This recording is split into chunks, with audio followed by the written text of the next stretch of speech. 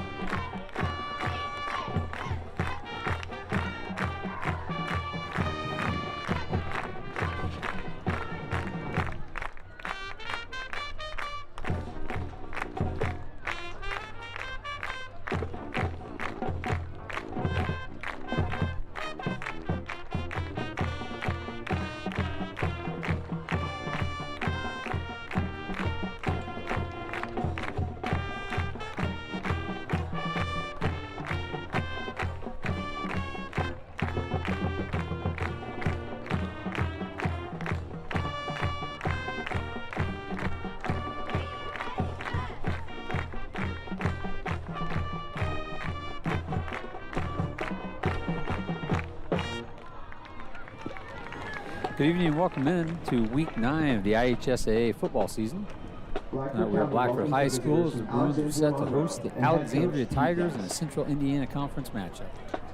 This is the final game of the regular season for these teams. The pairings for the state tournament were announced on Sunday, and the sectionals will start next Friday. We'll talk about those matchups later on the broadcast. Should be a very pleasant mid-October evening for football. We're happy to have you joining us tonight. This is senior night here at Blackford High School as we have the Bruins against the Tigers of Alexandria. We've got about 3 minutes left on the clock. We'll be back in just a minute to get going.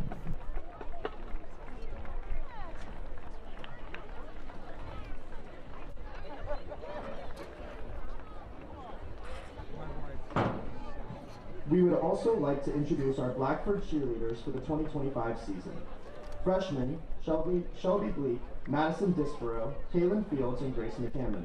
Sophomores, Leighton Gadberry, Alexis Hummer, Morgan Hunt, McKenna Reed, and Jillian Schroyer. Juniors, Ari Brown, Carly McCammon, Gabby Orlando, and Ashlyn Thomas. And seniors, Azzy Keys, Katie Lytle, Callie Neely, and Carly Pitts. The Bruins are coached by Delana Eldridge and Erica Freeman.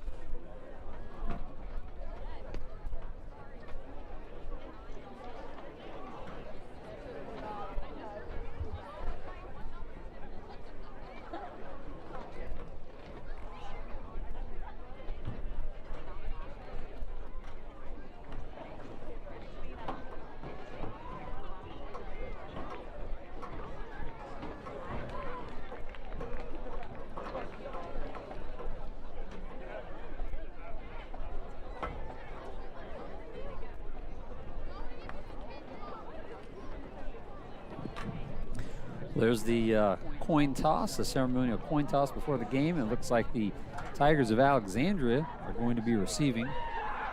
Looks like we're going to have beautiful weather again tonight. I think we've had almost perfect weather all season for our broadcast, man. At least on broadcast nights. But it's going to be beautiful again tonight. Here's a weather report. The sun set just a few minutes ago. The temperatures are still in the mid-60s. There's going to be a little bit of cloud cover, but that's going to help the temperatures from dropping too quickly. It should remain in the 60s throughout the game. There's a slight chance of a few sprinkles, but nothing heavy. And it looks like there's going to be a steady breeze blowing south to north throughout the game, around 10 miles per hour, and it possibly could have some gusts up to 60. We'll see if that factors in at all with the passing game of Alexandria tonight. Scott, it's always beautiful here at Blackford. The trees behind the girls' softball field and baseball field this time of year, just a lot of maple trees out there, just a beautiful set of colors, greens, reds, oranges. The sun's starting to set a little bit now, so it's a little more difficult to see, but I know the camera picks some of that up, but it really is beautiful out here. A couple patches of the sunset there through the trees. It is a very nice view out there, and the field looks good too. That Langdon Brothers seed grass looks good out there on the field. It's athletic groundskeeper Tony Ugins did a nice job keeping this field in good condition. Fresh coat of paint on the lines, it looks like, for tonight. And the Bruins are going to be kicking from south to north, so they're going to have the wind with them. Right now, it's not blowing too hard. The Bruins are in their black jerseys, black pants, white numbers, and the Alexandria Tigers have their typical white jerseys with the gold pants and red helmets. We'll see how Blackford can do on kick coverage here. Definitely been a challenge for him most of the year. There's Sam Barry with the kick. He's going to kick it to an up back, and they'll hope to cover that. That player's out around the edge. Nice tackle there by a Bruin. That's Gage Dow, number 20. Gage leads the Bruins in tackles this year. He's also the free safety, and he's a senior, one of the seniors for Blackford here on this senior night. Alexandria will come out on offense, and boy, Matt, they have a good, exciting pass game. Number 2 is their quarterback, Brady Gast. He's throwing for over 200 yards per game. He's thrown 19 touchdowns this year, and he's run for 6 also. And Blackford knows it. You can see the safety's already 30 yards deep here. Yeah, Gage Dow is not even in the screen there. He's way back there to the left. They're going to go out of the shotgun, 3 receivers to the right, 1 to the left. He's looking for some space. He might run. Nope, he passed. He was close to the line of scrimmage. That pass was caught. It looks like having a hard time picking up that. Yeah, good luck with the numbers. I think that's number 5, Bryson Eckler there. He's a junior wide receiver. Catches over 20 passes per game. Yellow numbers on the white jerseys. Definitely a challenge tonight. It is. And I said 20 catches per game. He's averaging over 20 yards per catch. And that one was about 20 yards right there. So Gast is in the backfield with senior running back Clayton Martin, number 30. He runs for about 74 yards a game. There's another pass. That one's complete again. The same receiver is taken down on the sideline by number 36, Peyton Horsley for the Bruins. So 2 passes. Alexandria has moved way down the field. They're already inside the 10-yard line. This Alexandria passing game is got a bunch of seniors. Quarterback's a senior, and they've got 4 wide receivers that they pass through, that they pass to a lot, and 3 of those are seniors, 1's a junior. Looks like they're going to run this one up the middle. Breaks a tackle, and Gage Dow's right there. He might have kept him from getting in. They say he was in. So right there, a run by Clayton Martin, number 30 for Alexandria. That's going to be his 7th rushing touchdown of the season. So 2 passes and 1 run, and they're in the end zone. Gast was 2 for 2 on that drive. It doesn't look like they're sending out a kicker. I take that back. Yeah, he called it. They definitely signaled touchdown, but they changed their mind apparently. So they're going to have this on about the 1-yard line. Again in that shotgun formation. There's a quick slant, and that's a touchdown. You're right, Matt. Those yellow numbers are hard to see. I'm still watching that receiver to see who it is. That was a nice well-designed play. Just a quick slant, quick pass. Never did see that. I think that might have been number 10, John Amon, with that touchdown catch. He's one of those senior receivers. We're going to have to get Keith to give us some close-up, zoomed-in images occasionally so we can see the numbers on the Alexandria team. Yes, for sure. And that kick was up and good. That makes sophomore kicker, Ian Canfield, that makes him 32 for 40 on PATs this season. It's not the start that the Bruins wanted, definitely the kind of start that Alexandria wants. 3 for 3 passing. 1 run that almost led to a touchdown. Boy, Matt, I've struggled. Last week, I thought they didn't get a touchdown, but it was called a touchdown on a late signal. And this time, the official clearly called a touchdown. We thought it was, but the other official must have come over and corrected that. It's probably while we were looking at those numbers and trying to figure out the what number that was on that yellow number on the white jersey. Hopefully at home, maybe you can see those numbers a little better than we can.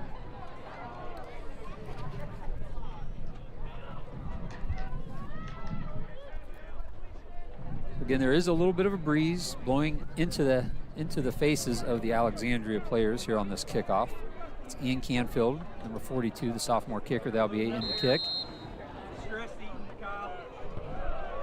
Comes up, that's going to be a little short. I think they didn't want that to get to Bannister. Gage Dow has it. Bannister and Dow were both there. There was a little miscommunication on who was going to pick that up, and Dow goes down inside the 20-yard line. So it really seems like the last several weeks, the teams really don't want to kick it to Brady Bannister. They know he's a pretty impressive kick returner, so they've been trying to stay away from him. So teams have been kicking it short.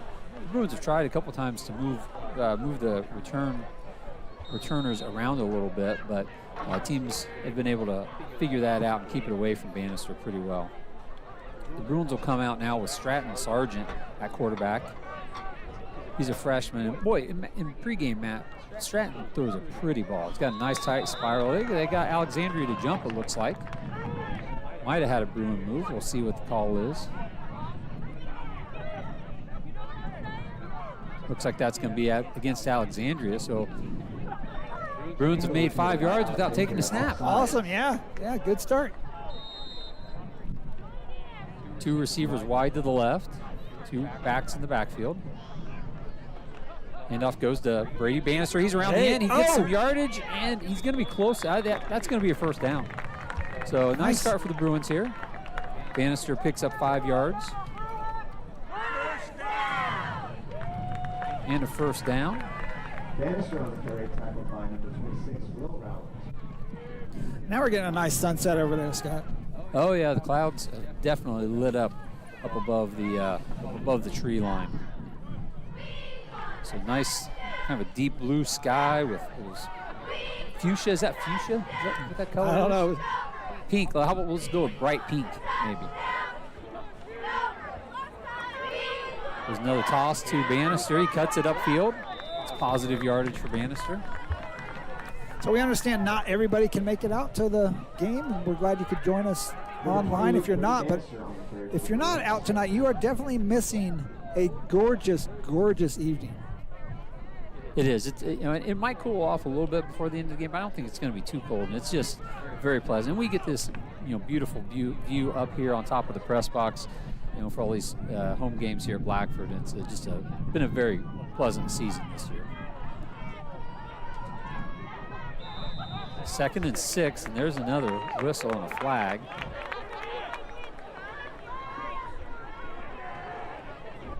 That's going to be against Alexandria again. Yeah, they must have just lined. I didn't see any movement, so they may have just lined up in the neutral zone that time. But that's going to make it very manageable. 2nd and 1 here for the Bruins. Kind of a long one. Sargent's got that pink, not brace, pink sleeve on his left arm. Makes him a little more recognizable. Peyton Quick, receiver out on the far right, on the near side here, also has a sleeve. His is on the opposite arm. There's another handoff, and he's going to get stonewalled at the line. I don't think that's going to be any positive yardage. Keith, zoom way out for us. I mean, I know I've talked about the sunset a whole bunch, but that is just really, really nice. Yeah, and it looks good on the screen. I think maybe even looks a little even better more than in person. Yeah, but that orange and pink area keeps expanding. So Corbin Batten was able to pick up the first down there. So he did pick up enough yardage. Picked up probably just a yard or two on that 2nd and short. It's Batten and Bannister in the backfield. There's another. They jumped offside again. And that's again. And they're going to sub a player out over there. Nope, maybe not. Looked like he was going out, but he turned around and came back in. Yep, he is going out. So Alexandria is probably going to have a talk with the player and say, we've got to make sure we wait until that ball snapped. Now, Scott, do you think that's something that the coaches saw on film, that Alexandria is really aggressive on the snap counts there? And I don't know how often we would not go on the first sound. You would think so, but boy, I didn't even think they were up there long enough that a defender would think to go. Bannister gets nothing on that play. It's been a pretty good drive so far. I know they've had some help, but the Bruins have had some nice carries here. But the Bruins are out close to midfield. So this is a defense for Alexandria that doesn't like to give up points, especially in games where they get an early lead. They've had 3 shutouts this year, and I'm sure their coaches have talked to the players and would like to get another one here tonight.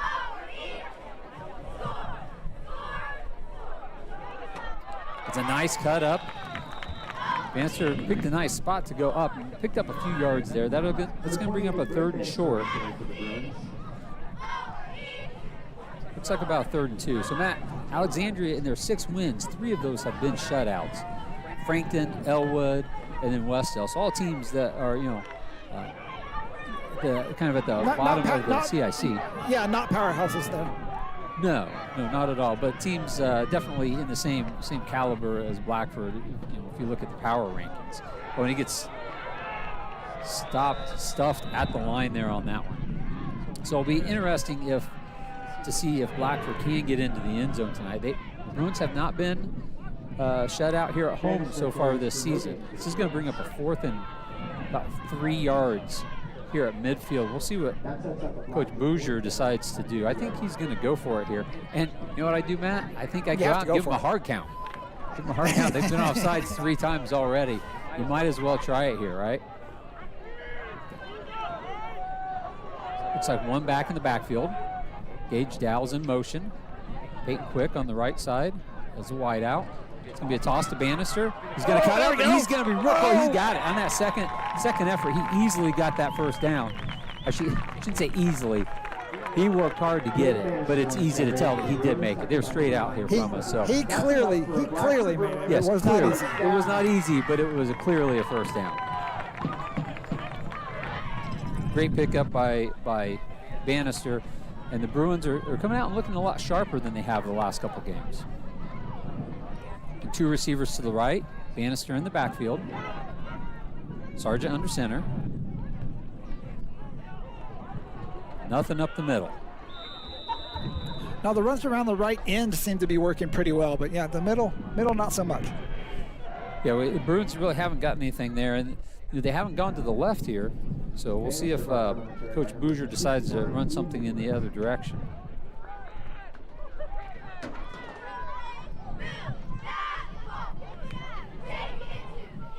But there is no space for the runners to go up the middle there.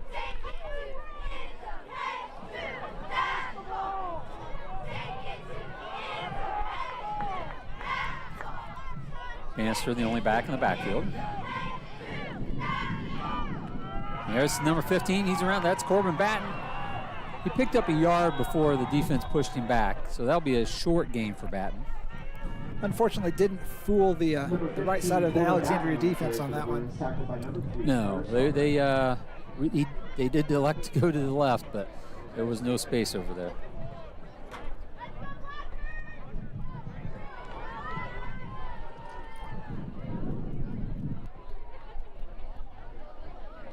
Bruins have been able to sustain the drive here for quite a bit because the Alexandria Tigers, their first drive, I didn't look at the clock when they got done, but it didn't take much more than about a minute and a half with the clock stopping on those first downs on their passes because they had 2 first downs. There's a pass down the field to Gage Dow. It's going to be short. It's going to be long. Sorry. It's going to be a little long. It's a little closer than I expected when he first let go of it. Yeah. I feel like the Alexandria defender almost gave up on that a little bit, and there's a little bit more of a chance to make that catch than I thought originally. Yeah, if Dow had been able to get there to it, he would have had plenty of space to go ahead and run on into the end zone. Again, you see from Sargent there, he's got the capability to make a nice pass down the field. Unfortunately, that's going to bring up 4th down. As the drive stalls at the 45-yard line, Gage Dow back to punt. Looks like he's looking for the right sideline. That's going to be a nice one. That's going to get down there. Good bounce. And it's going to roll out of bounds about the 6-yard line. Excellent punt by Gage Dow. 7. They marked it at the 7. I thought it should have been the 6, but I guess I won't complain too much about that 1 yard. But nice job by Gage Dow, angling the ball with the wind toward the sideline, getting a good hop and a good roll. And that's going to put the Alexandria Tigers 93 yards away from their end zone. Sip Studio is also on from the location Bruins tonight, end zone. serving delicious drinks near the ticket gate. So you can look there, keep the camera where it is. You can see how far back Gage Dow's playing. He's actually going to move a little further back. So the ball's on the 7-yard line, and he's out at the 35. Scoots up a little to the 34. And shotgun again. It's going to be a run play up the middle. He kept his feet chopping. Bruins had a hard time bringing him down. The Bruin defense wasn't really fooled by the reverse action there, but made the initial hit pretty much at the line of scrimmage, but Alexandria runner still able to struggle forward for a few yards. Actually about 5. And Corbin Batten did a nice job. He didn't get, it looked like the runner was going to go down, but Corbin Batten went ahead and came over, and so when the runner got loose, Batten was there to clean it up. That's what you want to see as coaches, is your players continuing to play until the whistle. There's a screen pass out to the right side. Nice block there. He's going to get out to the 50-yard line before Gage Dow is able to bring him down. Nice blocking by the wide receiver on that play. Alexandria on their second play is able to get out of the shadow of their end zone with a big pickup. Sets up a big gain and an Alexandria Monroe first down.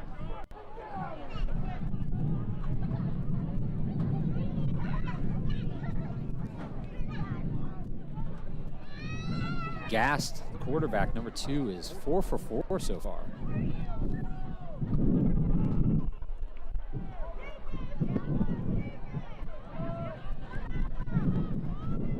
One man in the backfield. Snap to Gast. He fires it down the field. He's got an open wide receiver. He comes up with it, and he's in the end zone for the touchdown. That was a 50-yard, 49-yard touchdown pass. And it was on the money. That was a dime. It was. He dropped that right in there where it needed to be. That was a touchdown pass to number 5, Bryson Eckler, sophomore. That's going to be his 5th touchdown on the year. He's averaging over 20 yards per catch, and that one's going to increase that average.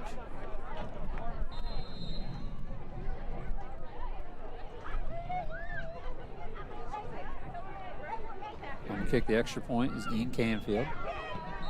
Kick almost blocked, it looked like, by Corbin Batten, but he got that off, and that's good. Is good for the Tigers. He's now 31 for 41 on the season. See the replay of that touchdown. He's going to throw that from the opposite 45. Well thrown ball right to the receiver at the 5-yard line. So he threw that past about 40 yards. Sorry, that was to the 15-yard line. And I mean, in stride. I don't think the receiver broke stride whatsoever on that. That was impressive. Well thrown. At that distance, the receiver's got a little time to be able to run underneath it. Got behind the defense, and Gage Dowell was not quite able to get over there. And that's, well, I think from what I've seen this year, I don't think I've seen in any of the games that we've done a pass thrown that far for a completed pass. Do you think so, man? You ever seen one this year? No. Bannister's back deep to receive. Big sophomore kicker for Alexandria's in again.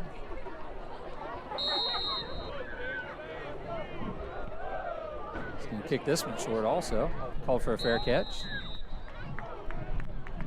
Heady play there by Bruin. That was number 32, Brandon Maddox. He's just a freshman.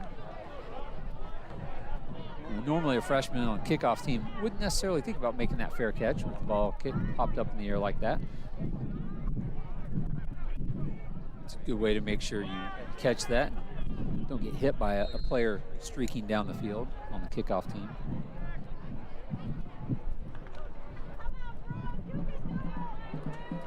We've got 2 receivers out on the near side. That's number 20, Gage Dow, and number 16, Peyton Quick.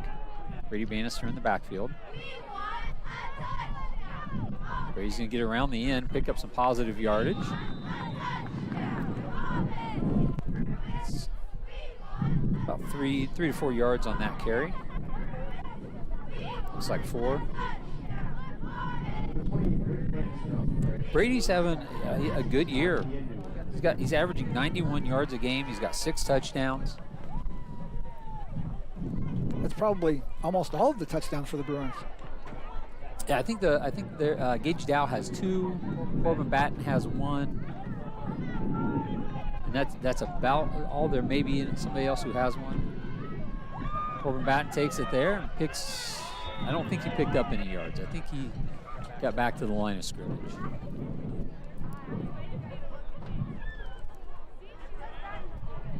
Corbin Batten on the carry for the Bruins. Sets up a Bruin 3rd down.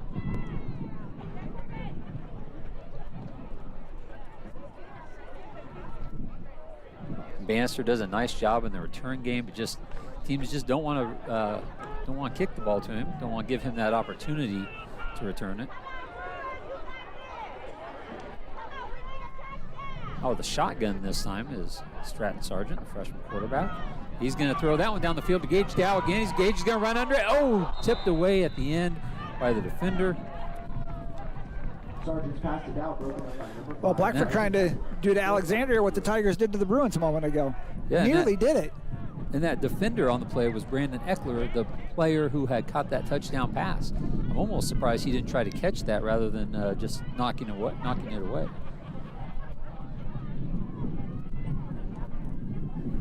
Here's the replay again. Yeah, Eckler just got a fingertip on it.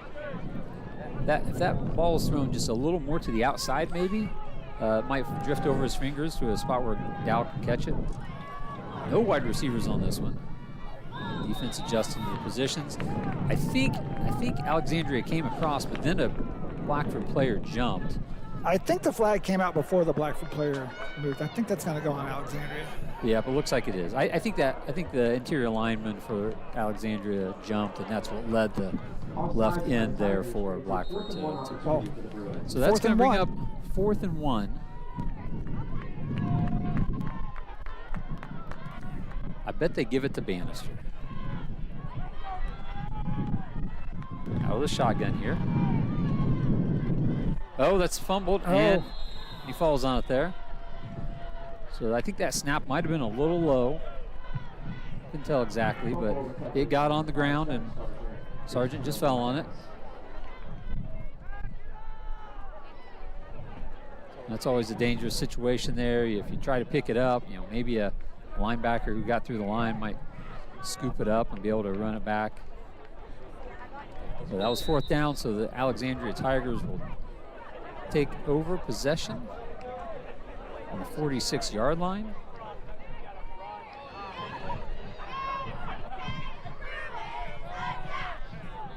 Number 2 gassed in quarterback. The shotgun, he hands it off. It's cut back. A missed tackle in the backfield. The Bruins will bring him down.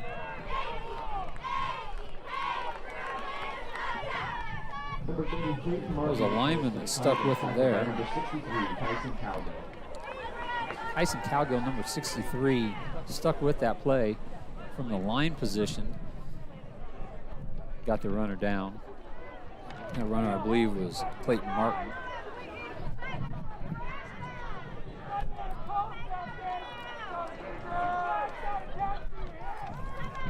And Martin's usually going to be the only back in the backfield, along with Gass. He drops back.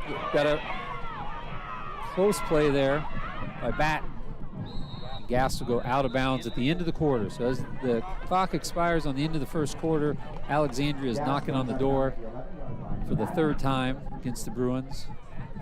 Corbin Batten, number 15, almost had him in the backfield, but he just escaped the grip, got away, and was able to pick up a big gain on that.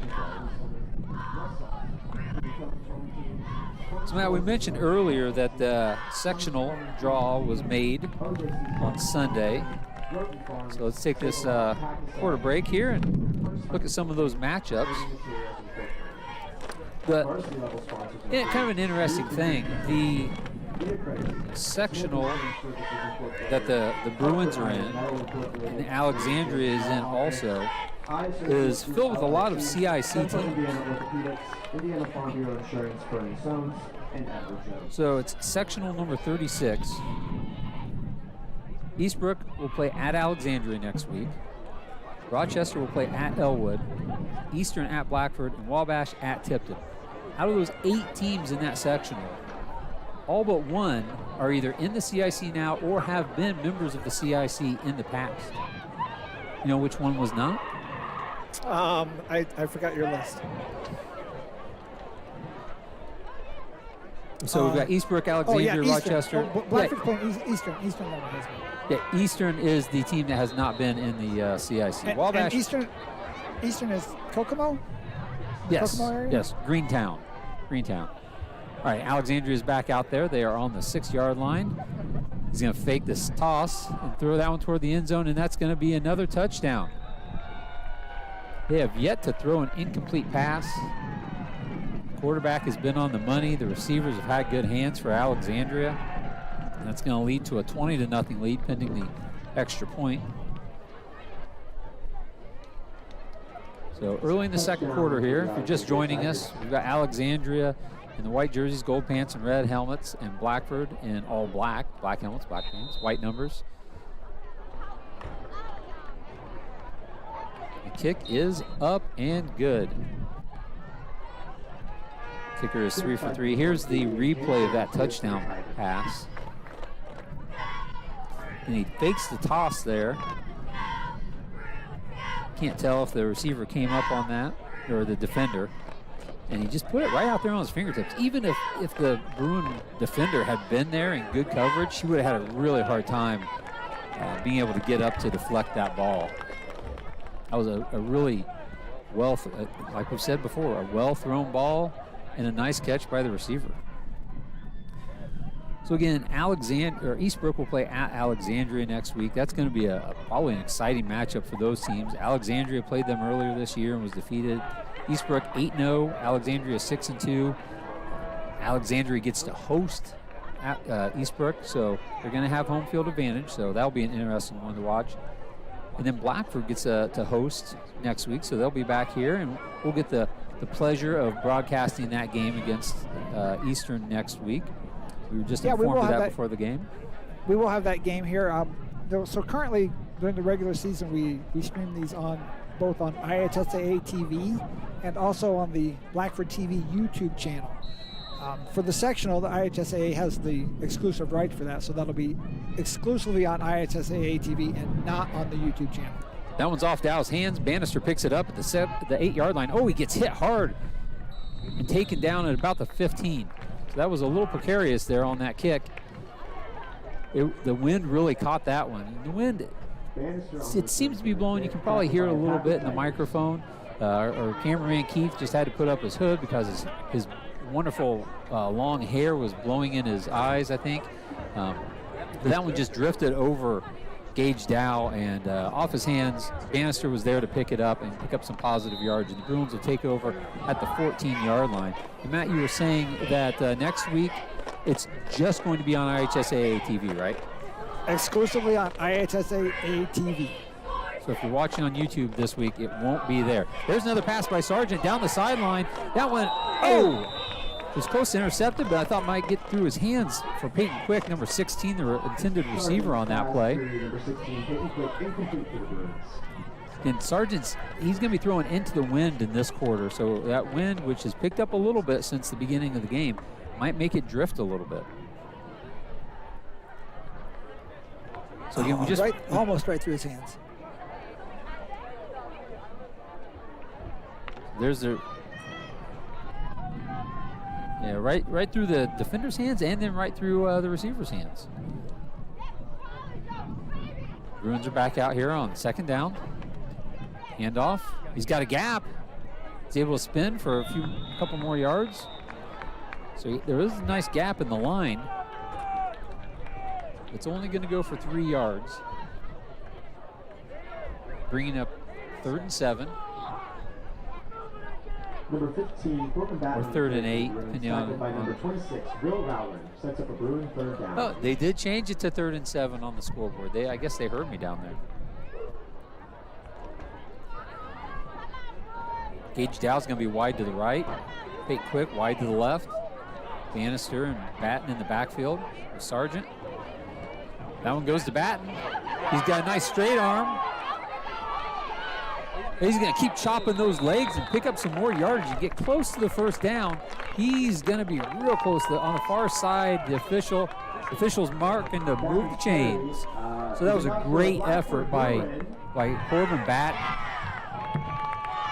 Great effort to pick up those. You know what, Keith? It's probably good that they switched it on the board from 8 yards to go to 7 yards to go so we could pick that up.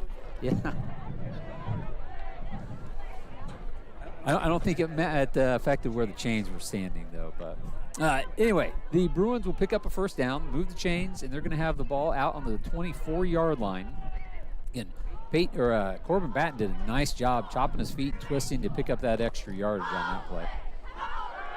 Sargent drops back and throws I think that was a blown play. I think Dow maybe went down and cut in, and Sargent thought he was going to cut out or keep going straight. Sargent's pass intended for Gage Dow, incomplete. So we're going to knock on wood here. Keith just mentioned, if we can find, Keith, can you find some wood? Just mentioned that I don't think Blackford's had a penalty yet in this game. They've been very clean. They've drawn several penalties on Alexandria. It's been other than the offsides penalties, it's been a very clean game by both teams. There haven't been any unsportsmanlike or face masks or anything like that. There's some more positive yardage for Batten as he stretches out with the ball at the end of the play, pick up that extra yard. There's definitely been some holes for the run for Blackford's runners to run through tonight, but really they seem to close after about that 3-yard mark.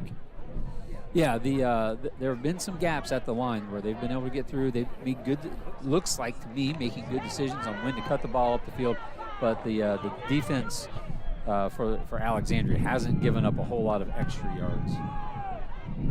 It's got a little bit of a surprising score at the moment. I believe Madison Grant's leading Mississinawa 7-0. That is surprising. There's a completed pass to Peyton Quick on the left side. It's not going to pick up much yardage. It's going to bring up 4th down. And I would guess that it looks like they're going to send the punt team out there.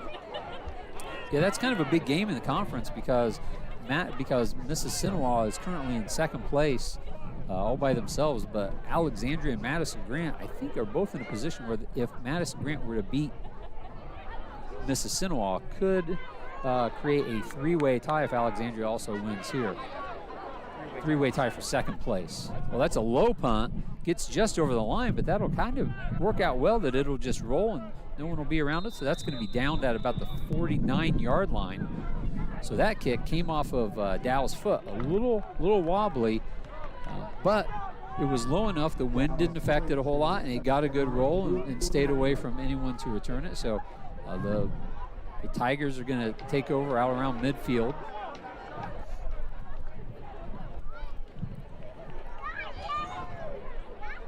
So again, in the conference, Eastbrook, if they win tonight at Oak Hill, they'll win outright. If they were to lose and Mississinawa were to win, it would be a tie for 1st place.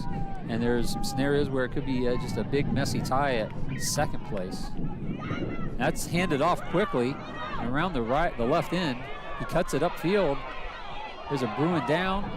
Not sure if there was a bad block there. And he's got plenty of space to the corner of the end zone. I don't see any flags out there. That's one of those plays that goes from one side to the other side. You start looking for holds. There was one Bruin down, which I thought maybe there was a block in the back or a hold, but it doesn't look like it. So another touchdown for Alexandria. And I think that was a little toss to the man who was going in motion. I don't think that was a direct snap to him. Do we have the replay on that one? We'll have a replay here after the extra point. Another extra point is up and good. He's perfect on the night so far. So here's the replay. Yeah, I'm not sure if the quarterback ever touched that or if it went straight to him. Right in there is where you tend to look for some holes.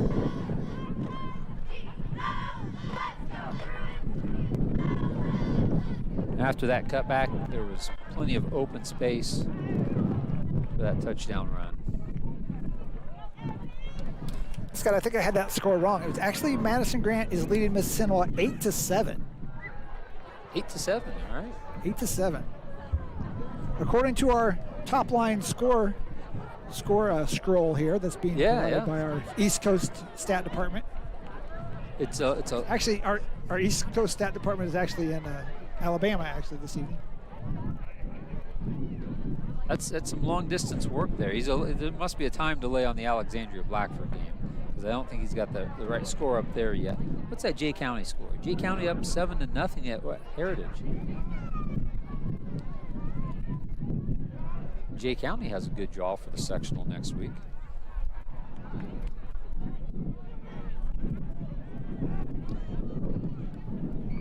So the Bruins will be returning. The wind is in their face. So Alexandria is going to be able to put this one down there. Again, that last kick drifted a little bit over Gage Dowell. There's a deep one. And it's going to just run right into the end zone. Bannister's going to let that one go. Got a pretty good bounce, too.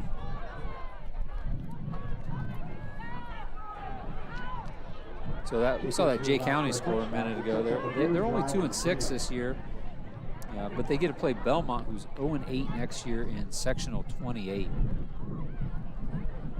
If they win that game, they'll get the winner of the Mississinawa Oak Hill game. Mississinawa sitting at 7-1, playing at Madison Grant tonight. Oak Hill playing at Eastbrook tonight, 5-3. Actually, that Mississinawa game, that's at Mississinawa, not a Madison Grant. Excuse me. Payne Quick to the wide out to the left. That ball's handed off to Brady Bannister. I think he's going to lose a yard on that play.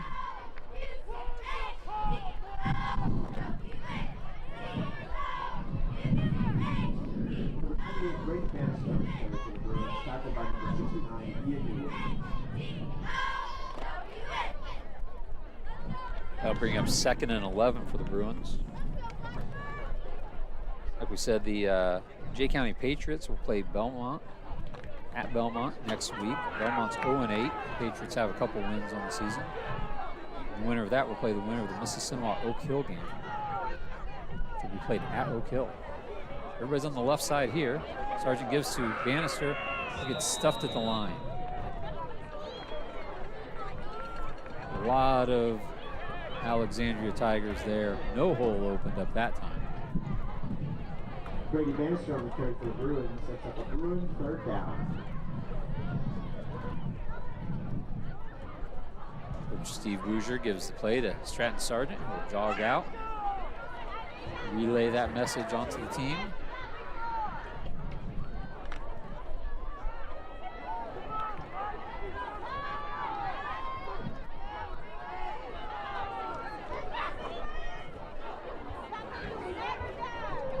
Tyson Calgill make that snap back to Stratton. There's miscommunication there, and that one's going to be intercepted. He's got some space if he keeps going to the left there. That's going to be a touchdown. So again, some miscommunication on the route there, it looked like. That receiver took off on down the field. It looked like Stratton Sargent thought he was going to be curling maybe or stopping. May have been a misread by one of those players or miscommunication on the play.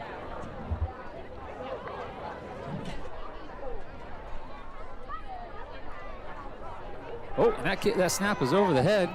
Quarterback or the kicker dropped back, threw that one up. Deflected down by Brady Bannister. And here's the replay of that interception. So if you look, Peyton Quick was on down the field an extra 7 or 8 yards. That's where that ball ended up.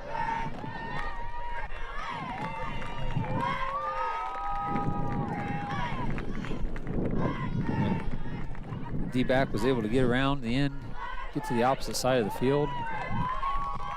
get into the end zone. So that'll make the score 34-0. Here halfway through the second quarter. Scott, another interesting score of halfway through the second quarter. So Eastbrook is leading the conference at 6-0. A win tonight would clinch the conference championship for them. They're actually tied halfway through the second quarter with Oak Hill with no score. No score. That one surprises me. I thought they would. Those teams would put some points up. Apparently not. At least not yet. And we mentioned it. The Bruins will host Eastern Comets next week for the sectional. Eastern comes in at 7-1, so the Bruins did not get a lucky draw next week. That kick gets down the field, and Gage Dow finds it, picks it up. He's got some blocks. He's out to about the 35, so that'll be decent field position to start from. Again, Blackford hosted the Eastern Comets, and Alexandria, if you're Alexandria fans listening in, Alexandria is 6-2, and Eastbrook is 8-0. Alexandria will host Eastbrook. I'm sure Alexandria would like an opportunity. I think the last few years, Alexandria's had some really good teams. They've struggled against Eastbrook and Mississinawa. Oh, I think they did beat Eastbrook 2 years ago. I believe Alexandria finished 8-1 that year.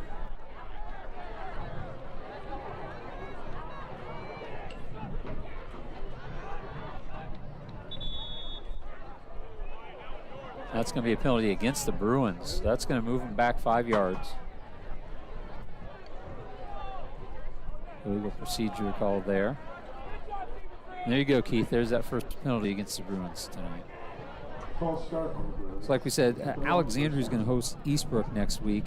Alexandria is really in a nice stretch here. They've been over 500. This is their 4th straight year with a winning record.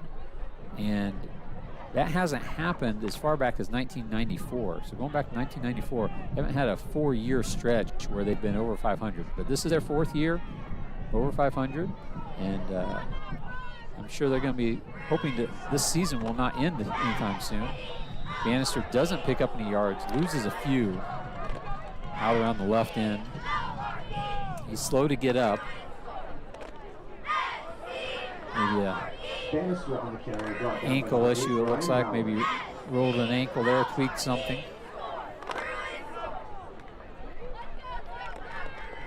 It's going to bring up a 2nd and 20. So that first the procedure penalty that moved him back 5 yards, and then lost another 5 yards on that play.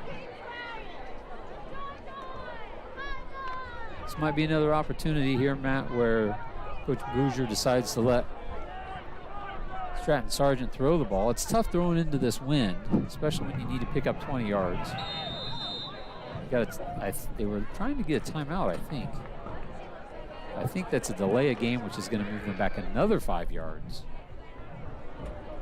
So those 2 penalties on this same series here, Keith, have been very harmful to this drive.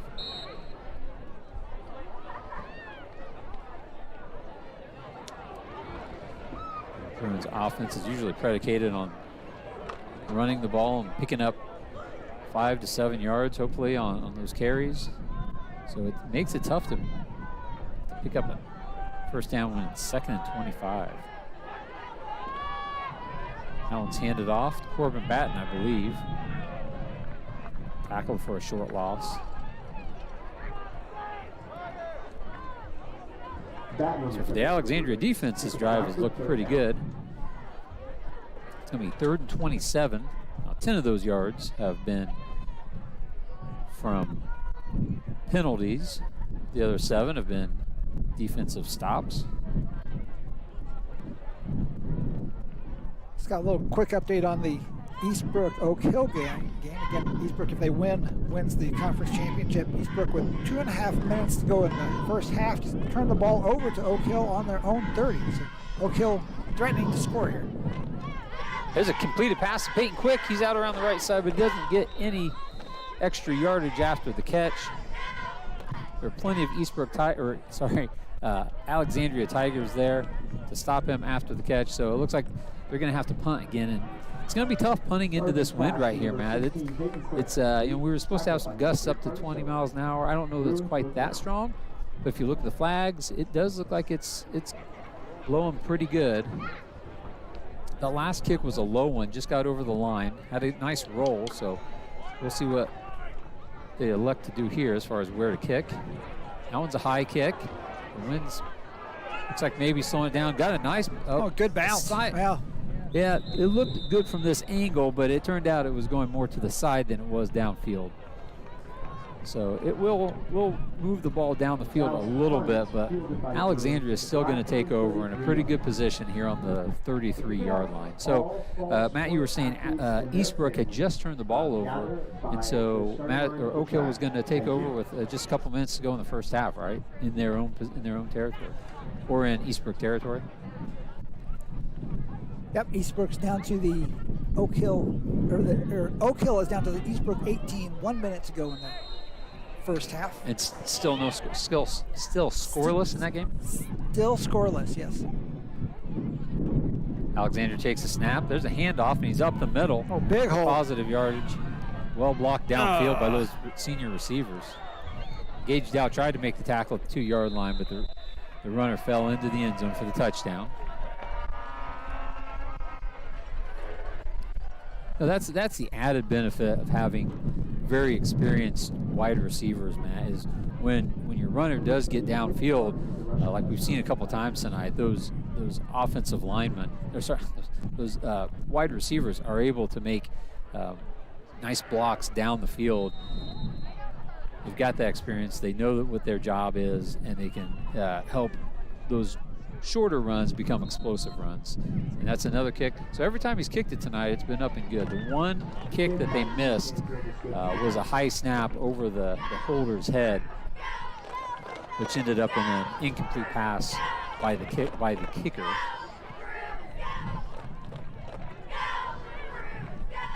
That was Ian Canfield that picked that one up and threw it down toward the end zone.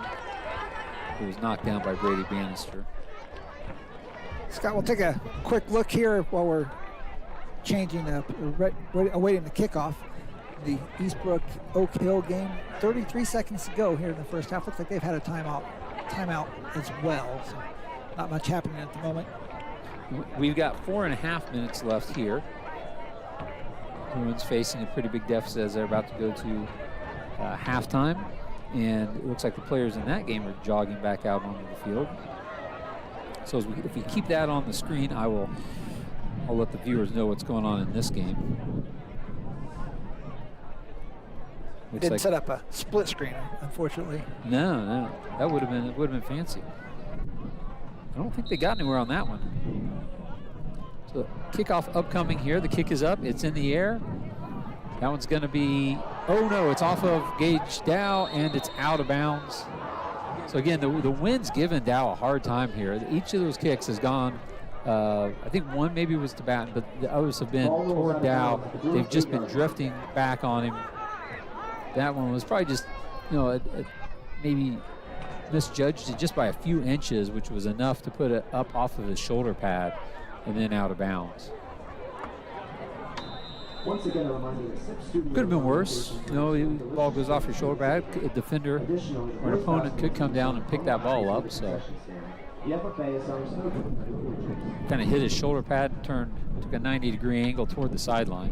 Blackford's going to take a timeout here. Just over 4 minutes to go. Timeout called by Blackford. So again, that Eastbrook game does have some bearing on the conference championship. Bearing on the conference championship. I'm sure the Alexandria fans who are tuned in are also interested in the Mississinewa score, because that could, if Mississinewa loses, that could bump Alexandria up into second place. If Mississinewa wins and Eastbrook loses, that could put Mississinewa into a first place tie.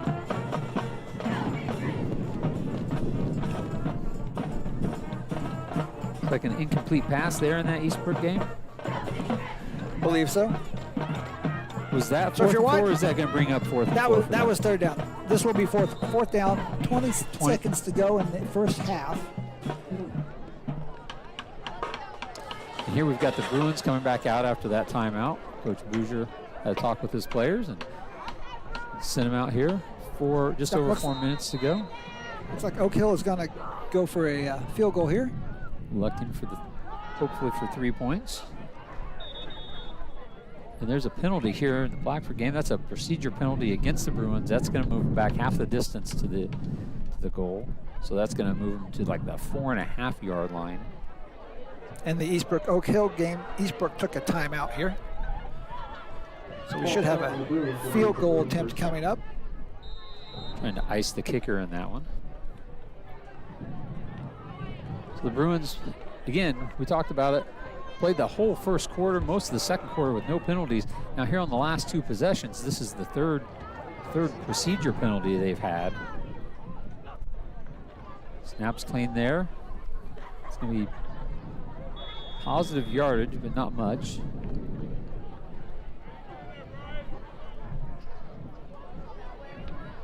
So the ball's going to be spotted just about the same place it was spotted on the previous play. Scoreboard says he picked up a yard on that one.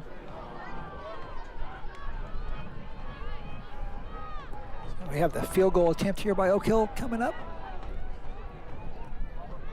Looks like that one's good. I think it was good. Seem happy. I'm looking for the scoreboard to come up. It does say 3.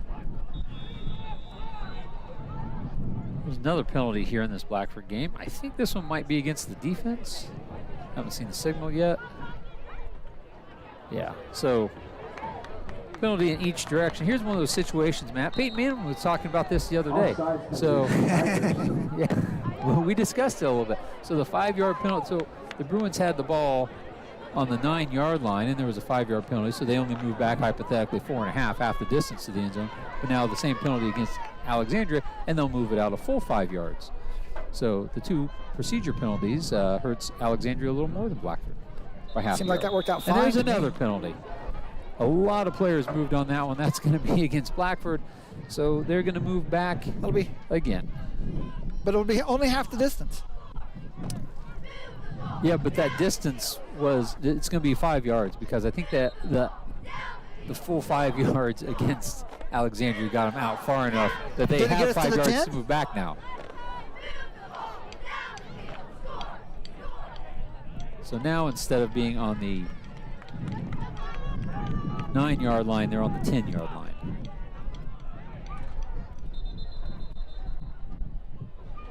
Or sorry, the 4-yard line. They were at the 5 instead of the 4. Sorry. And there's another penalty against Bruins. So this one will move half the distance back again. So this is 4 straight penalties. Half the distances? 3 against the Bruins, 1 against Alexandria, half the distance, then a full 5 yards against Alexandria, then half the distance and half the distance. So with all of that mixed up, I'm not going to do the math, but the scoreboard says it's second and 16 on the 2-yard line. I'll take their word for it. Is that 1/2 to the 3rd power? Something like, that's in the end zone. I think that's going to be a safety. It is. Yeah, that was a low snap. Sergeant fell on it. You know, your instinct as a quarterback, what you're trained to do is to fall on those, and then, you're not thinking about it being in the end zone. But again, you fall on the end zone, it's 2 points. If you try to pick it up and you bobble it and a defender gets in there, then, they're looking at getting a touchdown potentially on that.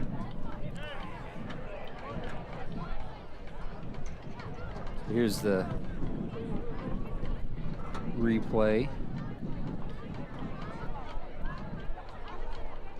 Yeah, I think the snap was just low down at about Sargent's left shin, possibly. So that'll be 2 points. And then the Bruins will have a free kick from the 20-yard line. We'll see how it looks like. Going to elect to punt this one away. Gage Dow's got it. The defense isn't very far. Alexandria is not very deep. But with that wind blowing in Dow's face, it's going to be tough to pick up much distance. Alexandria did move back 5 or 6 yards there.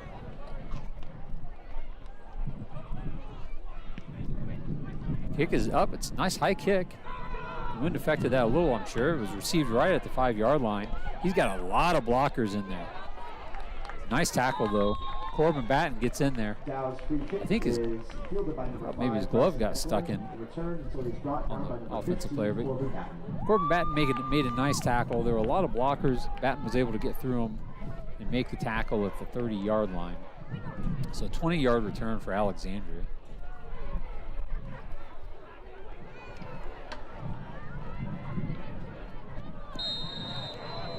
Well, Scott, I heard you say maybe we have a guest for the third quarter? Yeah, we're hoping to, we were efforting to have Blackford basketball coach Aaron Daniels up here in the booth, on the booth. I guess we're not in the booth, are we? On the booth, on yes. the booth. So Coach Aaron Daniels, the Blackford Bruins head basketball coach, has told us he will make his best effort to get up here during the third quarter. At halftime, we'll have senior night. Corbin Batten's in the backfield. And he took him down. That's a sack. That is the first sack for the Bruins on the season. Corbin Batten, and that's going to be a loss of 5 yards for Alexandria. And that's the first sack for the Bruins this year. So nice job, Corbin Batten, getting in there. Nice job hanging on to that, the quarterback. It's maybe about just 5 yard. 5 yard loss.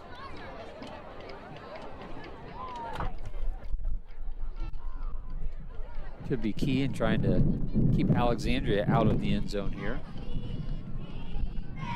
With under 2 minutes to go in the first half. There's another handoff. Defenders were there. Batten's going to bring him down again. So it's another tackle by Batten. Batten was the only one on that play. I think maybe Brady Bannister was in there. It looks like Bannister's slow to get up. Oh no, it's not Bannister.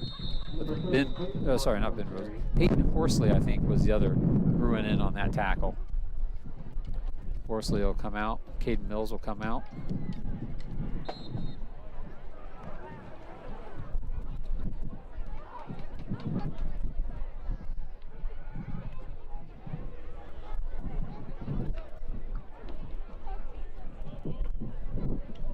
Defensively, number 75, Sean Cronin is right in the middle there. 59, Josh Hurst. 56, Colton Fisher, the two tackles on his sides.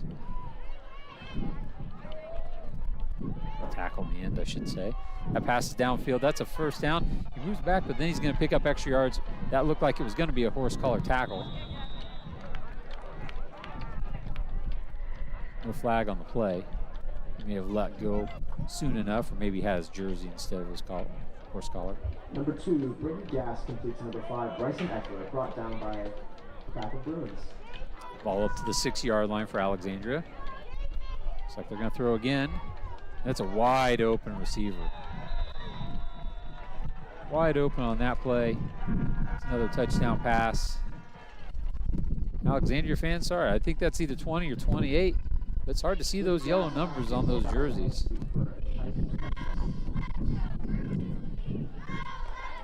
Might be 26. Maybe that's Will Rowland. If it was, he's a senior wide receiver, another one of those seniors. He had 4 touchdowns coming into the game, so that would be 5. He may have had one of the others that we weren't able to see the numbers. And there's another made extra point. Danfield's kick is good for the Tigers. So Scott, I think it's pretty surprising. We've got both of the games at halftime now. The top two teams in the conference are both losing at the half. Granted, in very close games, but Eastbrook trails Oak Hill 3-0, and Mississinawa trails Madison Grant 7-8. So Eastbrook again undefeated in the conference. Mississinawa has 1 loss. So Eastbrook could lock up the championship if they were able to win tonight. But if they would lose, Mississinawa could win the championship, or tie for the championship. Tie for the championship if they would win. And if they both lose, Eastbrook will still win it outright. But Alexandria would tie for second potentially, right? Yes, for the Alexandria fans listening at home, watching at home, you got potential to still finish in it for a tie for second place. So those Alexandria fans probably don't really care what Eastbrook does, other than that might also put Oak Hill in in that tie for second place. Need to double check my numbers on that one.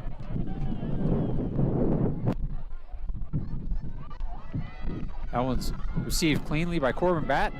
There, he's got space. It's a nice return by Batten. Fielded it clean. That's really the first time that Blackford's been able to field it cleanly out of the air.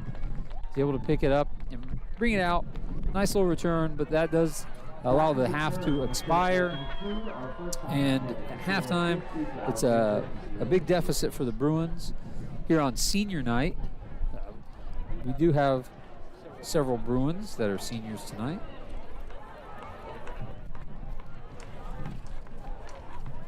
Go ahead and read off that list. So the Bruins that are seniors tonight, number 7, Sam Barry.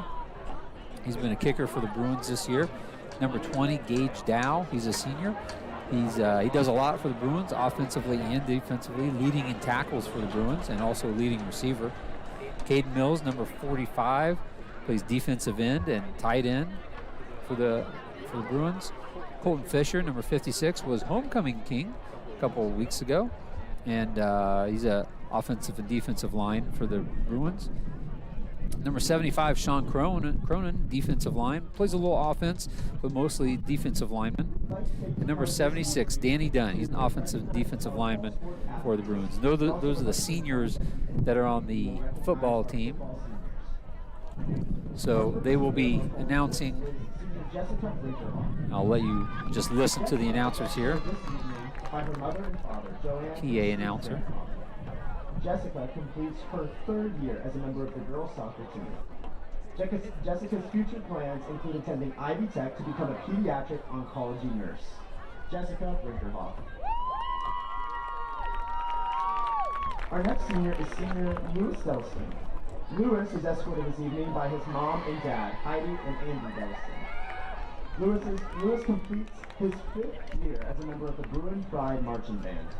Lewis's future plans include attending college to study chemistry. Our next senior is senior Addison Flores. Addison is escorted this evening by her cross-country mom and teacher, Mandy Bartram and Gary Dawson. Addison completes her 2nd year as a member of the cross-country team. Addison's future plans include attending Manchester University. Our next senior is senior Jaden Golden. Jaden is escorted this evening by his mother, Katrina Golden. Jaden completes his 4th year as a member of the men's soccer team. Jaden's future plans include pipe welding. Our next senior is Evelyn Goley. Evelyn is escorted this evening by her mother, Jennifer Goley, and brother, Connor Goley. Evelyn completes her 4th year as a member of the women's soccer team. Evelyn's future plans include attending Purdue University for medicinal chemistry. Senior Riley Heiser is next. Riley is escorted this evening by her mom and stepdad, Steve Heiser and Craig Turner. Riley completes her 4th year as a member of the women's volleyball team. Riley's future plans include attending an undecided college for nursing. Next is senior Azariah Keys. Azariah is escorted this evening by her mom and dad, Crystal and Justin Keys. Azariah completes her 4th year as a member of the cheerleading team. Azzy's future plans include attending Evangelical University. Next is senior Katie Lytle. Katie is escorted this evening by her mother and father, Christy and Jimmy Lytle. Katie completes her 4th year as a member of the girls' soccer and cheerleading team. Katie's future plans include attending Ball State University. Malia Marker is our next senior. Malia is escorted this evening by her mother and stepfather, Jody Gerhardt and Shane Gerhardt. Malia completes her 4th year as a member of the women's soccer team. Malia's future plans include attending IU Kokomo for medical imaging. Senior Maverick McDaniel is next. Maverick is escorted this evening by his mom and dad, Sasha McDaniel and Chad McDaniel. Maverick completes his 4th year as a member of the men's soccer team. Maverick's future plans include going to New York to become Spider-Man. A lot of responsibility there. Our next senior is Mason McFeely. Mason is escorted this evening by his mom and dad, Heather and Ryan McFeely. Mason completes his first year as a member of the men's soccer team. Mason's future plans include attending the electrical union. Callie Mealy is escorted this evening by her mother and father, Scott and Karen Mealy. Callie completes her fourth year as a member of the cheerleading team. Callie's future plans include attending Lincoln Memorial University to study veterinary science. Trenton Norton is next. Trenton is escorted this evening by his mom and dad, Christy and Nick Norton. Trenton completes his fourth year as a member of the men's tennis team. Trenton's future plans include becoming an electrician. Jaden Owens is next. Jaden is escorted this evening by her mom, stepdad, dad, and stepmom, Maggie Snow, Trent Shaw, Billy Owens, and Amanda Smith. Jaden completes her fifth year as a member of the Bruin Pride Marching Band. Jaden's future plans include attending Ball State University. Carly Pitts is next. Carly is escorted this evening by her mother, Kimberly Pitts, and father, Kyle Pitts, as well as brother, Cohen Pitts. Carly completes her fourth year as a member of the cheerleading team. Carly's future plans include attending Indiana Wesleyan. Haley Quick is next. Haley is escorted this evening by her mom and dad, Jackie Thacker and Kenny Quick.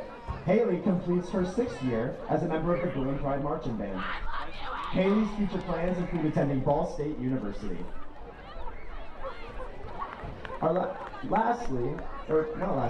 Zane Rodemel is next.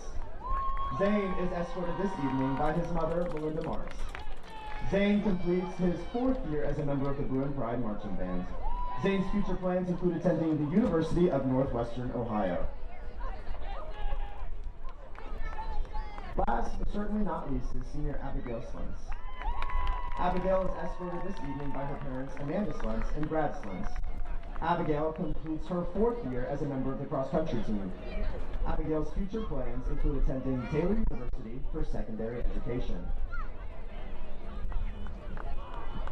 Will you please give it up for our fall senior athletes?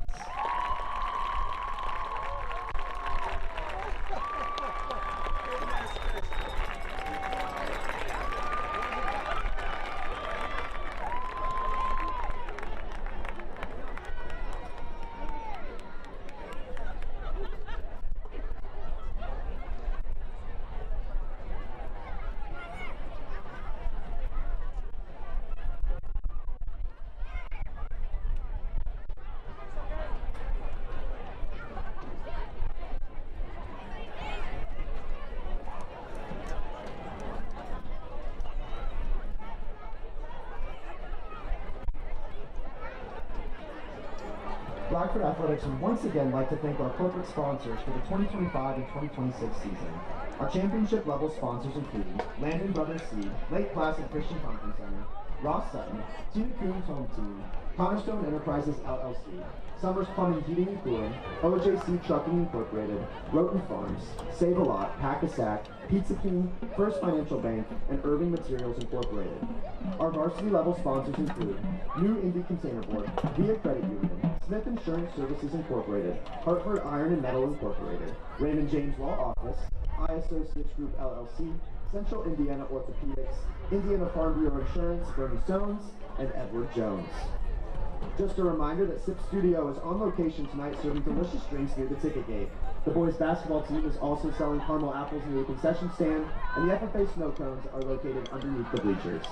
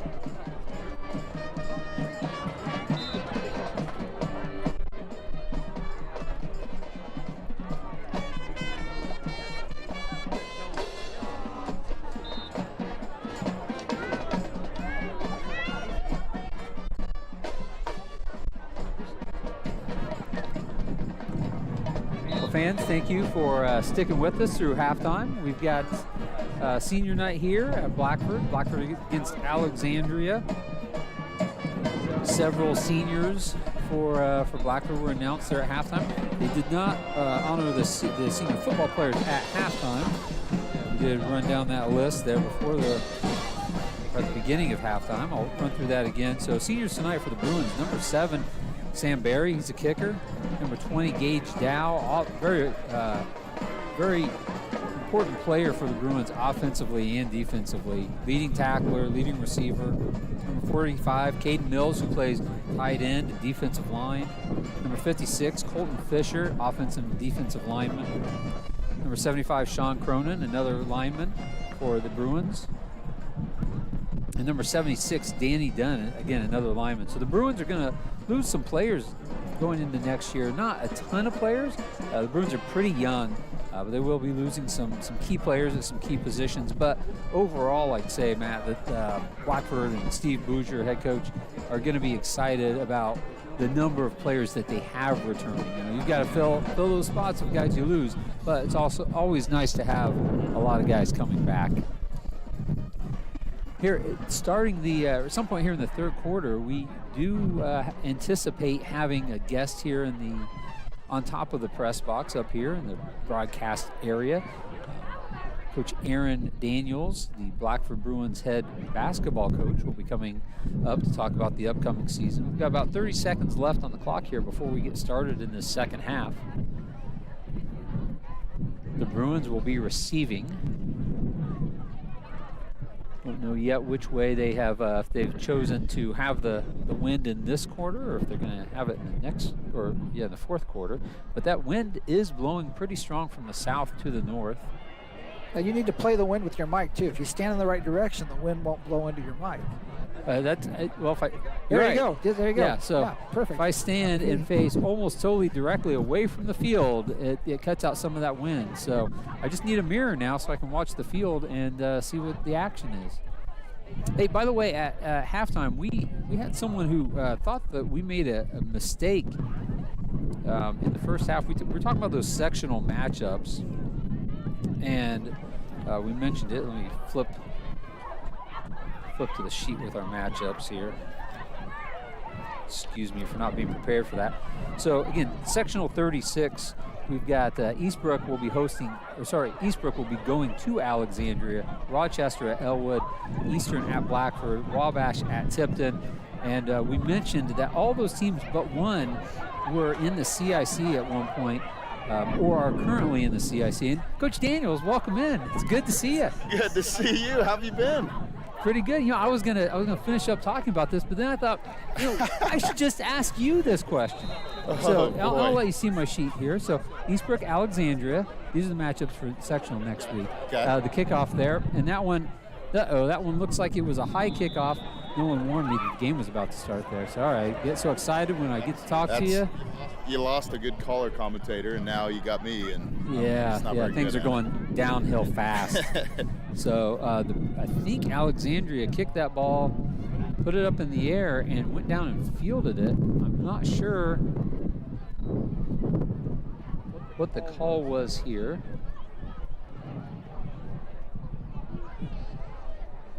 They're gesturing out there.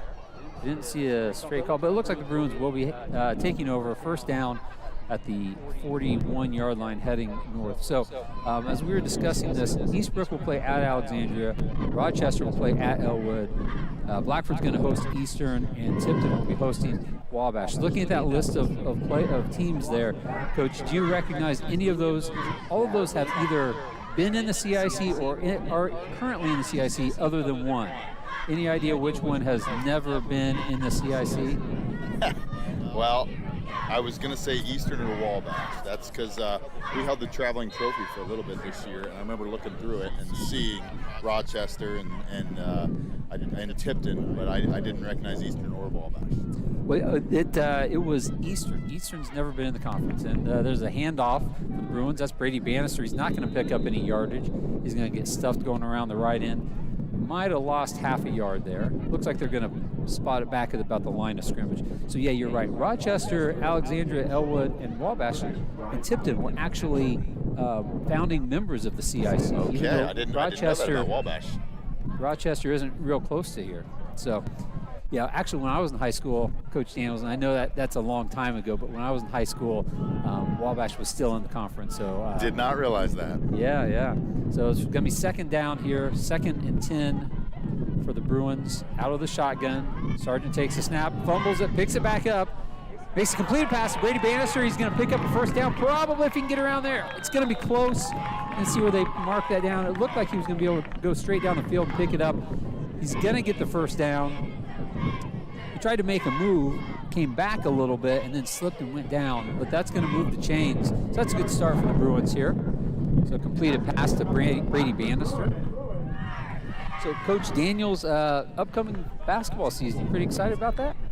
I am. Conditioning started Monday, and that always feels like it's time to get back in the gym. And then this cold air kind of brings you back into the gym as well. So we're looking forward to it. We're excited about the season, year 2. So we're a little more excited and ready to go. There's a pass down the field, sorry to interrupt you, and that's going to be intercepted by Alexandria.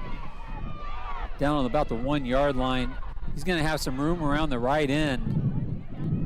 Peyton Quick's over there, Brady Bannister. Brady Bannister runs him out of bounds. So Alexandria gets right about back to the line of scrimmage, so they're going to take over at the 34-yard line.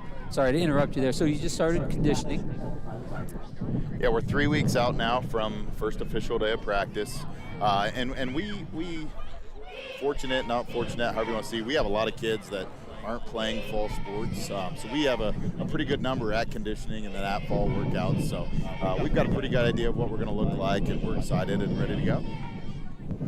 Well, the other exciting thing about this season is I heard there's an update to the floor. I've actually seen some pictures of it. I haven't seen it in person.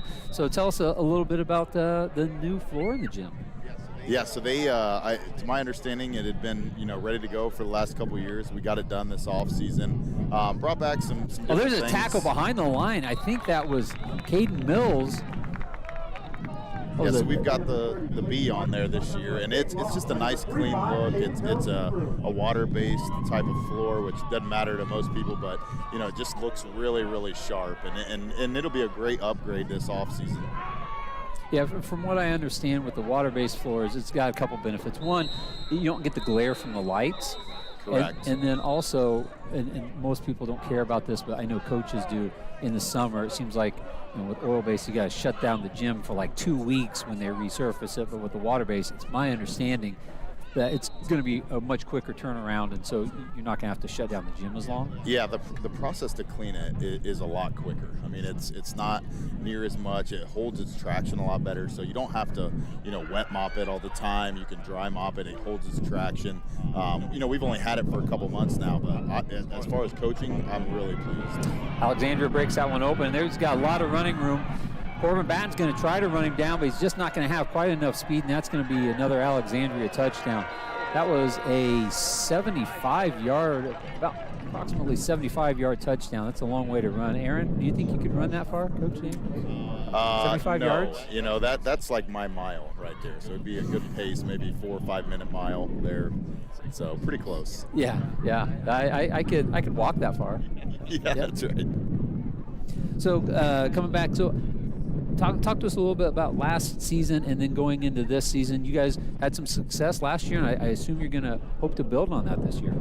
Yeah, we were really fortunate last year in that when I came in, we had a really, really good core base of guys, and we graduated 1,000-point score. And anytime you graduate 1,000-point score, things are always going to take a little bit of a hit. And then we also graduated 2 other seniors, but we also have a lot of experience coming back. And year 2 in the system that we're trying to run and what we're trying to do just continues to get better every day. And we're not starting day 1 when November rolls around. We're starting year 2, so it feels like we have a leg up on where we were last year, and we're thankful to those seniors for setting the groundwork for what's getting ready to come. But we're also really excited and looking to build off last year. We did have a lot of success. We won 14 games, came up short in the sectional, and then this year, we've got our sights high. We'd like to, win 15 games plus, and we'd love to compete for the sectional title. Yeah, and last year, you ran into that buzzsaw of Wapahani in the sectional. And of course, Wapahani with the new head coach. It'll be interesting to see what happens in that program because they've been really good for a lot of years. And for those listening that don't know, this will be your second year. You were the new head coach last year. So second year in the program, and always it's like you said, you go into it and you built that foundation already. In the first 3 years, you really can see a lot of changes in programs at times. There's another kickoff from Alexandria, and that one is going to bounce, and it's going to take a hop back toward Alexandria. I think a Bruin was able to fall on that just inside the 30-yard line. So Bruins will take over down there. I think that might have been Corbin Batten. It looks like that was Corbin Batten receiving that. And just going off what you said there, last year was also my first head coaching job. And not that that's, crazy, but when you're looking into a system, everything was new for the first time last year. So it wasn't just a new school with new players. It was a new everything, new, when we were putting stuff in. So although, I was brand new last year now, it doesn't just feel like year 2 in our program, but, I've matured also, and our staff has matured, and we're just really looking forward to it. Yeah, and I know you've worked with great head coaches, 2 guys who are going to be in the Hall of Fame. There's a nice run by the Bruins. That's Corbin Batten. He's going to pick up a first down, I believe. Again, another tackle right there at the first down marker. But they're going to move the chains on that one. So, like I said, you've been around a lot of head coaches that are really quality guys, quality men, and quality head coaches. But that still doesn't quite prepare you. You can be an assistant coach for great coaches for a long time, have a lot of experience, but still a little different when you're the guy and you're the man standing up, talking to the officials and calling the plays during the game. The Bruins take over here at the 45-yard line. No wide receivers. Sargent under center. Bannister's going to pick up a couple yards there. Yeah, I coach with 2 of the best, and what you really have to realize is you're not them. You try as hard as you can to emulate some things you do, but then you got to find some things that you do well. So you're right, the learning curve. On top of that, the bus schedules, the conditioning schedules, all of these different things, they all add in, and you're right, the learning curve is very large. Yeah, and finding your own identity is definitely a process to work through. So, but looked like last year went well for you guys. Bruins are going to take over here, or continue on at the 41. I hand off to Corbin Batten. He's going to turn it up and pick up a few yards. You played some football back in your day, didn't you, Coach? I did, yeah. I actually played collegiate football at Franklin College, so I was probably a better football player than I was a basketball player, but the passion for basketball just outweighed it a little bit. And I actually coached with Coach Boucher for 1 year at Jay County back in the day. Nice. Again, Coach Aaron Daniels here with us in the broadcast. Not in the broadcast booth, but on top of the broadcast booth here.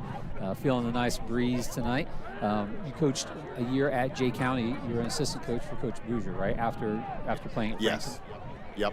Yeah, my first year when I came back, I coached high school basketball, high school golf, and high school football. I was obviously single at the time and had no life other than sports, but it was a fun time, and I got to work with a year with Coach Boucher, and even being in a different sport, you take things from good coaches and learn from them, and that was a neat experience. That's going to be close to a first down there. I think that was Bannister on the carry, so it's going to be 4th and 1. I'm sure the Bruins are going to go for it here. What do you think, Coach Daniels? Are they going to give it to Brady Bannister again on this play?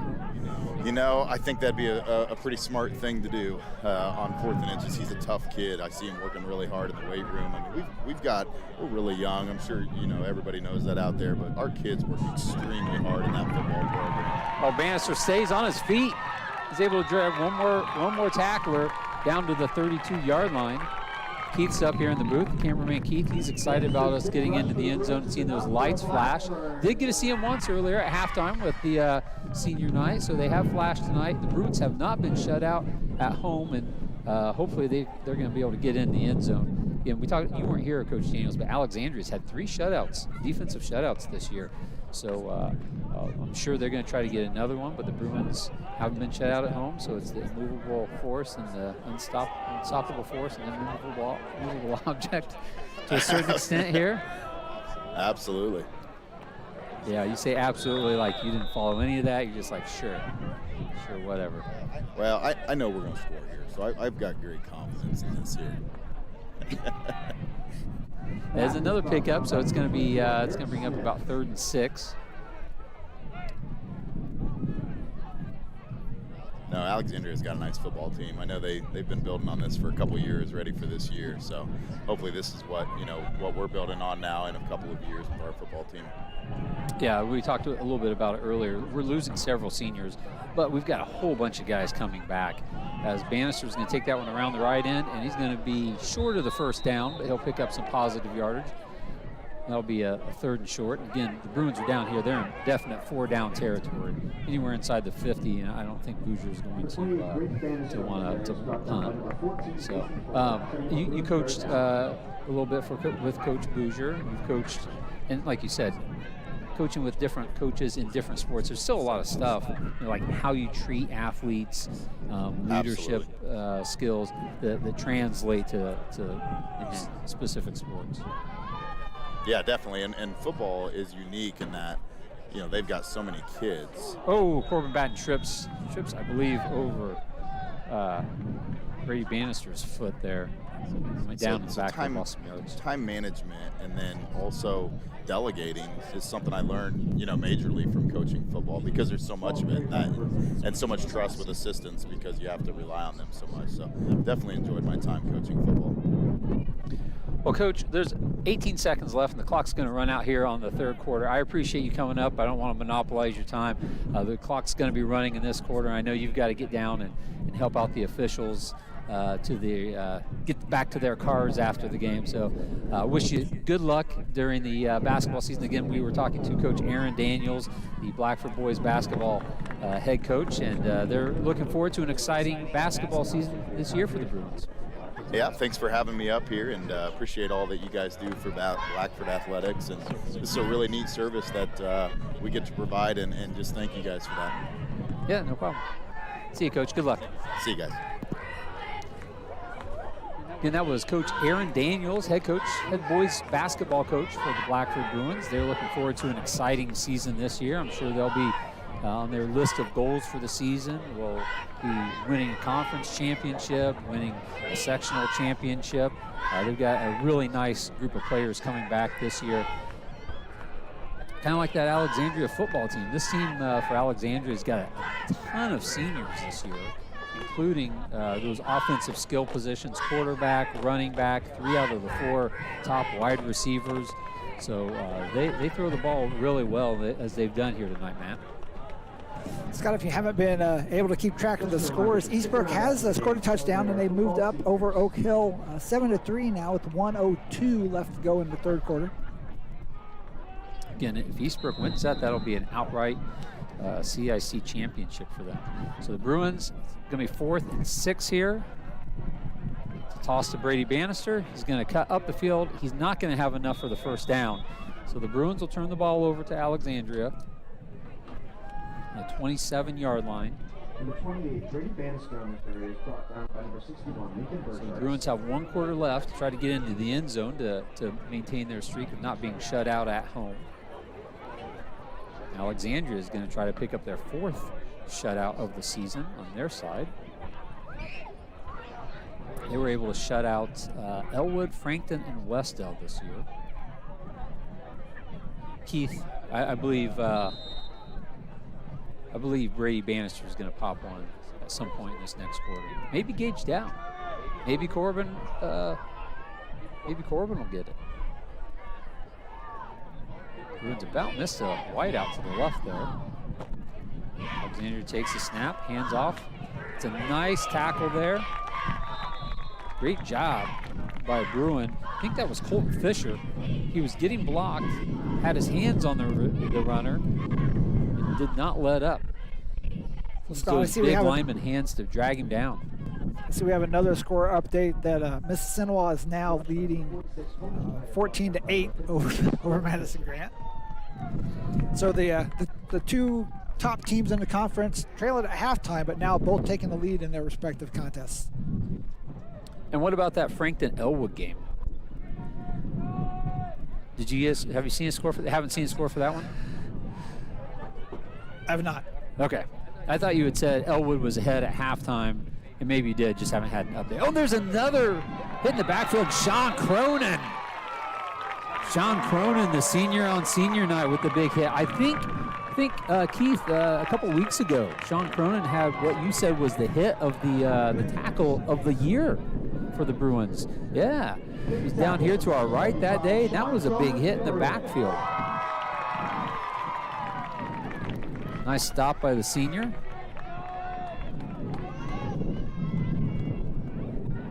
So Matt, we were discussing that Frankton came in here last week, hadn't won a game, was able to defeat the Bruins, and now is going to Elwood, and then we'll get to play a team that's 0-8 currently in the sectional. So hypothetically, they could end up being 0-7 and then turning their season around and winning 3 straight games. That's a completed pass out on the left side. A couple Bruins back there. Gage Dow is going to count. Oh, Gage Dow just knocked him down. Just hit him hard enough he didn't even have to tackle him. He just hit him and knocked him down over there along the sideline.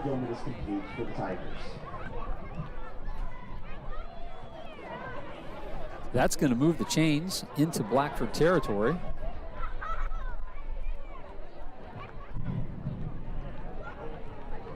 Down to the Bruin 50-47. Across the 50 to the 47.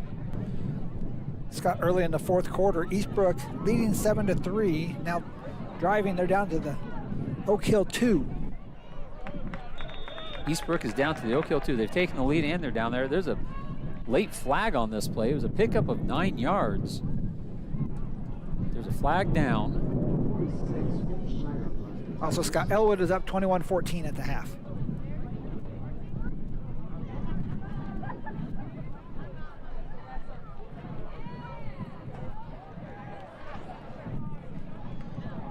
I believe that was offsetting penalties there.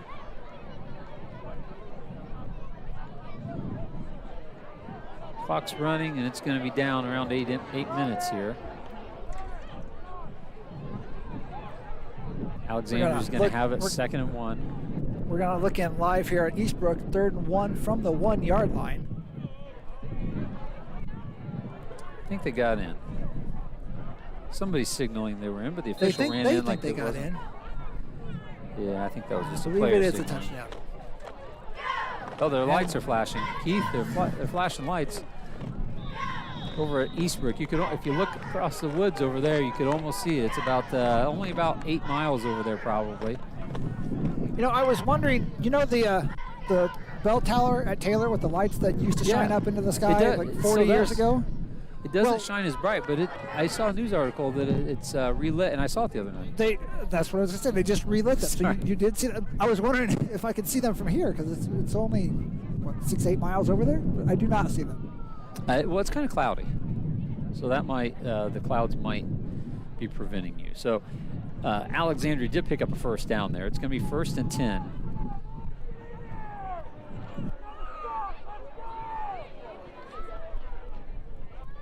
So a nifty little handoff to number 11 for Alexandria. He's going to get down the left side, get knocked out of bounds at the 12-yard line.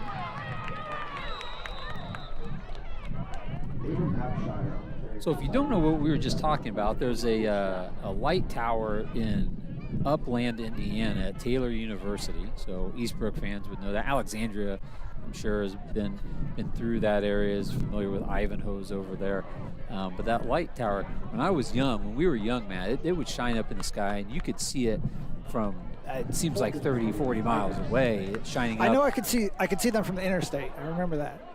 Yeah, and so then at some point, I think like the FFA or somebody said that FFA, is that right? FAA. I don't know if that's true or not. But that they had to turn that light down, and then for some reason it was turned off for a while. But then recently, I saw an article in the paper that they had relit the light. And then the other day we wondered about that as we were driving home from getting ice cream at Dairy Queen, and as we were finishing our blizzards, we saw it shining up into the sky.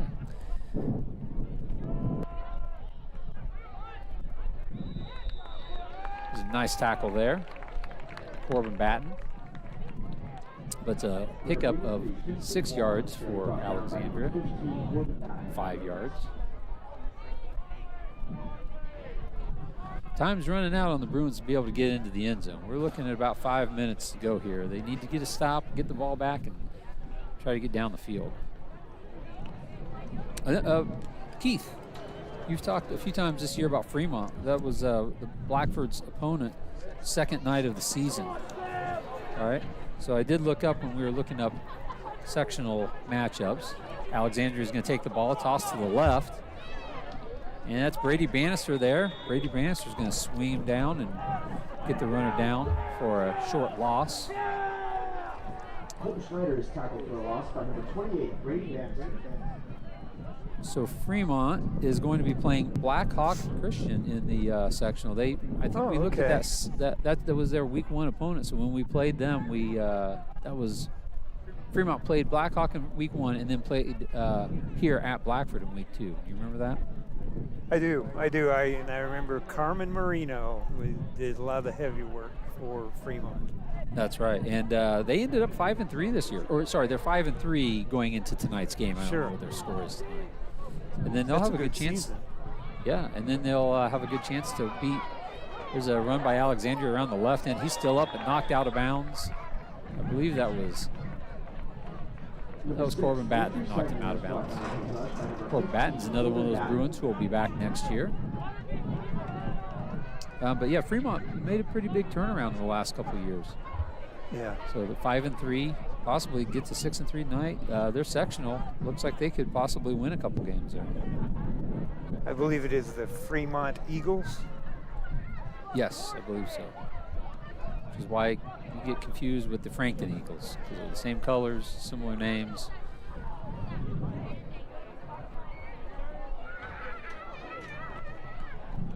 Handoff up the middle, and he's going to be close to the goal line. That looks like he's in.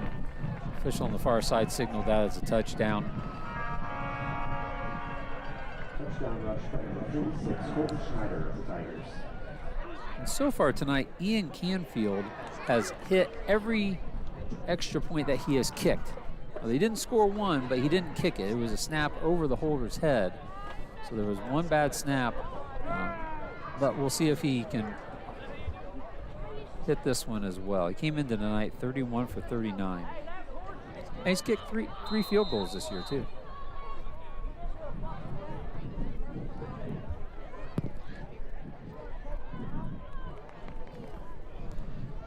Snaps down, the kick is up. That one was no good. I guess maybe I jinxed him. That was wide to the near side. I thought from here it looked good, but apparently not. 31 for 40. Well, he was 31 for 39 coming into the night. Oh, and he's kicked several tonight. So, yeah, so I'm not sure. He's also 3 for 4 on 4. What do you think, Keith, what do you think his longest field goal this year is? This is where I, again, don't get too crazy on this one. I'm will express my ignorance. I'm thinking 40 yards is an excellent high school field goal. Okay. So I'll go with 40 yards. You're real close, 37. Okay. 37. Okay. So we haven't talked about Coach Pete Gass of Alexandria, but he's in his 17th season at Alex. They haven't won a sectional title, but he's been there since 2009. He's been there a long time. And again, they're in their 4th straight winning season. I like the shirt and tie look he goes with down there. Keith, what do you think? Have you seen Coach Gass over there in the shirt and tie? White tie with no. It's reminiscent, or reminds me a little bit of the Minnesota head coach. Minnesota no, not Mike Ditka. He used to have the sweater. The sweater, yeah. Oh, I think he had a tie on underneath it. Yeah, sometimes he was pretty sharp. I feel like they're taking a long time to tee up this ball to kick it off, trying to ensure their shutout here tonight. We're under a minute to play. Bannister on the return there, gets out to the 35. Bruins are only going to have about enough time for one play here. So if Bannister is able to break one, or possibly Dow or Batten, they're going to have to get all the way down there to the end zone. No one out there right now is moving very fast as this clock runs down and it's going to expire soon. I heard the basketball coach talk about Bannister in the weight room, but he carries a lot of weight out here on the football field after all that they try to tackle him and all the defensive players he carries. He does. He's going to have one last chance here, and it's going to be up the middle, and no gain on that, maybe a yard. So no big plays for Bannister tonight. He's still down there. The time expired on the game. He's probably more just disappointed than anything else. But Bannister's up now. Oh, sorry, that was Gage Day. That was Bannister. Yeah, the 8 can sometimes look like a 0. So final score here tonight, Alexandria 63. Alexandria is going to go into a matchup with Eastbrook next week, where I'm sure they're going to be looking for a little bit of revenge from the game earlier this season, and hoping to get past Eastbrook to move on in the sectional. Eastbrook, the conference champions, are going to be looking to get a win there and move on their side. Blackford will be hosting next week right here. We'll be back for that broadcast. We'll be hosting Eastern. Blackford went to Eastern just last year, and were defeated. So last year the Bruins ended the season over at Eastern. This year they're going to be attempting to continue their season as Eastern comes over here. Eastern is 7-1, so it's going to be a big challenge for the Bruins next week when they host the sectional here, Matt. Again, if you're watching us on YouTube tonight, YouTube will not be available next week. It will only be on IHSAA TV. So yeah, we usually have that broadcast at two locations, but next week just on IHSAA TV. If you're watching us on YouTube tonight or have in the past, make sure you get on IHSAA TV and look for it there, search for it there, and it should be no charge. You should be able to access it for free. Correct.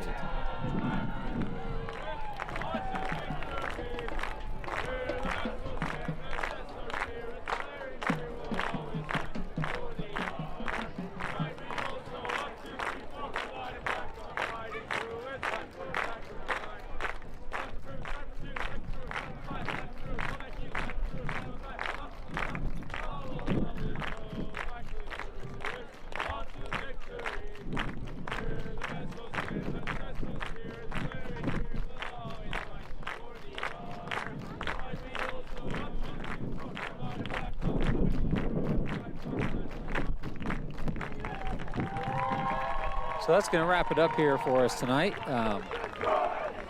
The Bruins finishing the regular season here tonight, and they'll start the sectional next Friday at home. So we'll be back here again next Friday. Search for us on IHSAA TV. We will not be on YouTube, and we'll see you back here. We appreciate you being in here with us tonight on this beautiful October evening. Hopefully you'll be back here with us next week as the Bruins host Eastern High School for the first round of the IHSAA sectional. Good night.